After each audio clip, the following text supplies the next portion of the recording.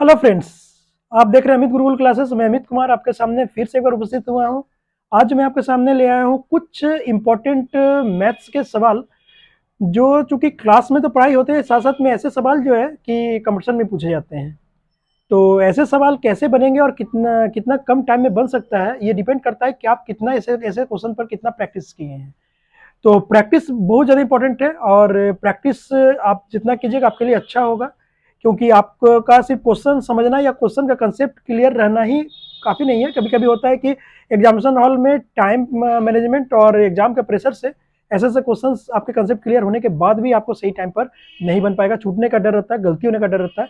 तो ऐसे क्वेश्चंस को आप कैसे बनाइएगा मैं आपको सिखा देता हूं, लेकिन ऐसे क्वेश्चंस का जहां भी आपको मिले ऐसे क्वेश्चन का प्रैक्टिस कीजिएगा। आपको कोई भी क्लासिकल क्लास 9 10 के किताब मिल सकता है, कंपटीशन की किताबें मिल सकता है।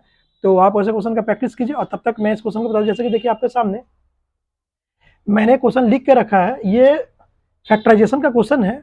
ये फैक्टराइजेशन अगर आ गया तो आप मान लीजिए कि इसमें से रूट निकालने के लिए बोला या इसमें से कौन कौन सा फैक्टर इसका होगा वो निकालने के लिए बोला, तो आप कैसे निकालिएगा। तो ये देखिए एक्स स्क्वायर प्लस 2√3x -24। तो आप जानते हैं एक्स स्क्वायर का कंपोनेंट और ये सी, ये दोनों का मल्टीपल का हम लोग एलसीएम लेते हैं, जिसको मल्टीप्लाई करने पर आपका ए इंटू सी आ तो जाएगा, मतलब इसका कोफिशिएंट इंटू सी हो जाएगा। लेकिन उसको प्लस या माइनस करने पर ऐसा उसको ऑपरेशन करना पड़ेगा जिससे कि 2√3 भी यहाँ पर आए। तो चलिए इसको हम लोग सॉल्व करते देखिए। इसका आगे 1 है, इसमें 24 है, तो चलिए 24 है तो 24 को आप एलसीएम निकालिएगा तो 2 से 12 से 6 और 2 से 3। तो अब देखिए आपको ऐसा कुछ करना पड़ेगा जो आपको उस तरीके से आए। तो देखिए ये √3 भी आए तो कैसे होगा, देखिए ये 4 हो गया, 2 2 जा 4 हो गया और एक 2 हो गया। और देखिए √3 है और ये जो 3 को आप क्या लिख सकते हैं, √3 इंटू √3 इसको तो लिख सकते हैं ना। बस ये दोनों √3 को अलग अलग आप ब्रेक कर दीजिए। तो देखिए एक √3 इसमें डाल दीजिए। देखिए ये दोनों को जब आप माइनस कीजिएगा तो देखिए आप 2√3 आ जाएगा, और ये दोनों को जब प्लस मतलब मल्टीप्लाई कीजिएगा तो देखिए 4 2 जा 8 और √3 3 का मतलब 8 इंटू 3 24। तो आपका ये प्रॉब्लम सॉल्व हो गया। ये देखिए एक्स स्क्वायर प्लस आप इसको लिख सकते हैं 4√3x, चूंकि यहाँ प्लस ज़्यादा है इसलिए ज़्यादा वाला प्लस में रखा गया है, -2√3x और -24। अब देखिए यहाँ पर से आप x कॉमन ले लीजिए, यहाँ बचेगा x प्लस 4√3 और यहाँ पर से -2√3 कॉमन लीजिए।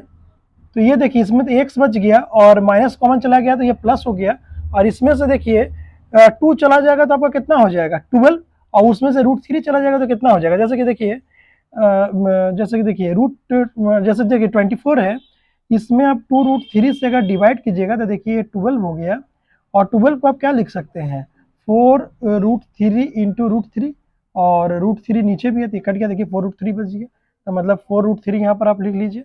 तो देखिए x प्लस 4√3 एक हो गया और एक हो गया x माइनस 2√3। तो उम्मीद करते हैं कि आपको इस तरह का सवाल कैसे बनेगा वो आपको अच्छी तरह समझ में आ गया। चलिए एक नेक्स्ट सवाल मैं आपको लेकर आपके सामने फिर से आ रहा हूँ। नेक्स्ट सवाल उसी टाइप का है, कैसे बनेगा उसको भी थोड़ा देख लीजिए। तो एक दो क्वेश्चन मैं आपके सामने बना के दिखा देता हूँ, और उम्मीद यही करेंगे आप लोग से कि आप जो है इस तरह का बेस्ट क्वेश्चन आप बनाइए और बना के इसमें पूरी तरह से सिक्योर हो जाइए, श्योर हो जाइए कि नहीं अगर ऐसा क्वेश्चन अगर आता है एग्जामिनेशन में तो मैं बना दूंगा। तो चलिए नेक्स्ट क्वेश्चन है एक्स स्क्वायर प्लस 3√3x और प्लस 6। जैसे देखिए ये इसका भी कोफिशिएंट 1 है और ये 6 है, तो मतलब 6 का एलसीएम निकालना पड़ेगा। तो 6 का एलसीएम निकालिएगा तो क्या होगा 2 इंटू 3, बस यही हो सकता है। यहाँ पर देखिए आपका लिखा हुआ है 3√3, तो आप इसको कैसे ब्रेक कीजिएगा ताकि जो है कि आपका जो है ये चीज आ जाए। तो कुछ उपाय लगाइए कैसे ये ब्रेक हो सकता है। तो देखिए आप √3 को लिख सकते हैं 2√2 और इंटू √3 ऐसे आप लिख सकते हैं। देखिए तो अगर इसको मल्टीप्लाई कीजिएगा तो देखिए √3 3 इंटू 2 6, और ये दोनों को जब प्लस कीजिएगा तो देखिए 3√3 आ जाएगा। तो आप इसको इस तरह से लिख लीजिए एक्स स्क्वायर प्लस 2√3x और प्लस √3x और प्लस 6।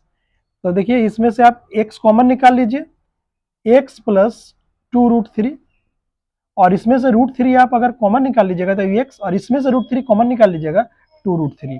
देखिए √3 3 3 इंटू 2 6। तो देखिए ये आपका क्या हो जाएगा, x प्लस √3, इसका एक फैक्टर हो गया और दूसरा फैक्टर हो गया x प्लस 2√3। उम्मीद करते हैं कि ये सवाल, ऐसा सवाल आपको समझ में आया होगा। चलिए एक क्वेश्चन मैं और लेता हूं आपके सामने, ताकि आपको कोई परेशानी ना हो। ये प्लस वाला था, एक माइनस वाला भी लेकर आपको बता देता हूं।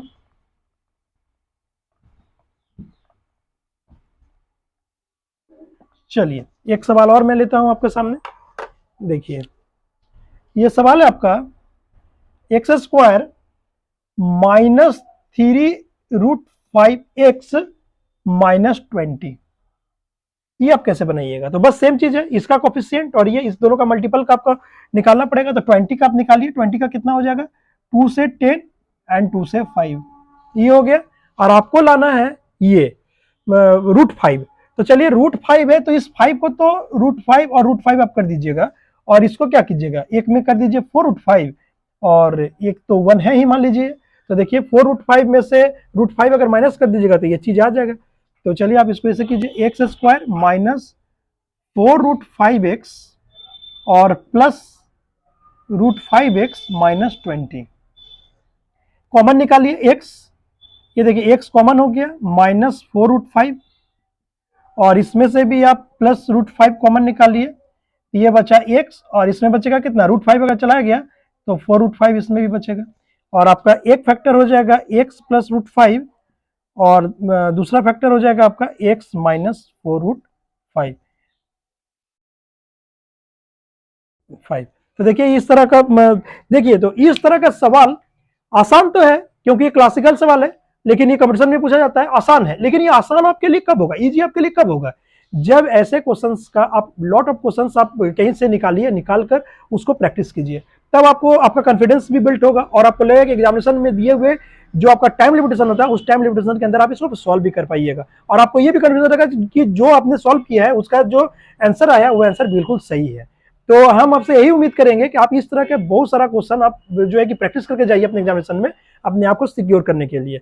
नेक्स्ट मैं दूसरे वीडियो के साथ आऊंगा कुछ फैक्टराइजेशन के दूसरे तरह का सवाल को लेकर, जो वैसे भी सवाल जो है कि आपको बहुत ज्यादा प्रॉब्लम क्रिएट करता है। और जाने से पहले एक और बात, अगर अभी तक आपने मेरे चैनल को लाइक और सब्सक्राइब अगर नहीं किया तो लाइक और सब्सक्राइब कर दीजिए। मैं इस तरह के ऐसे इंपॉर्टेंट टॉपिक्स को, ऐसे इंपॉर्टेंट मैथमेटिक्स के चैप्टर्स को लाऊंगा जो एग्जामिनेशन और पॉइंट ऑफ व्यू से बहुत इंपॉर्टेंट है, चाहे वो क्लासिकल हो चाहे वो कंपटीशन हो, और यहां से आप बहुत चीज सीख सकते हैं। इसलिए आप मेरे चैनल को जरूर लाइक एंड सब्सक्राइब जरूर कीजिए, और तब तक के लिए, जब तक आप इसको पूरी तरह से सॉल्व कीजिए, बनाइए, प्रैक्टिस कीजिए, तब तक के लिए मैं दूसरा वीडियो लेकर आपके सामने आऊंगा। तब तक के लिए बाय बाय।